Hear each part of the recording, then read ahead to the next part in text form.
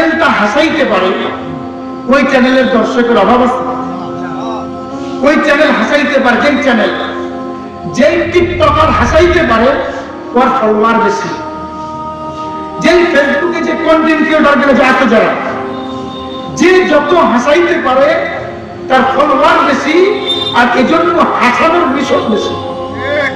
সবার মাথায় ফিকির আমি একটা মজার ভিডিও করব, সবাই ওই ভিডিও দেখে হাসবে, আমাকে লাইক দিবে, সাবস্ক্রাইব করবে, আমার ফলোয়ার বেড়ে যাবে, আমার টাকা ইনকাম হবে, ঠিক না বেটে?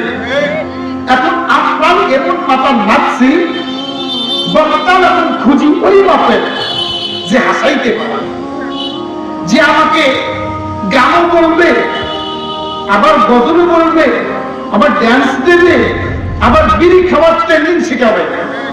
ওই বক্তার আবার শ্রোতার অভাব নেই, ঠিক না বেটে?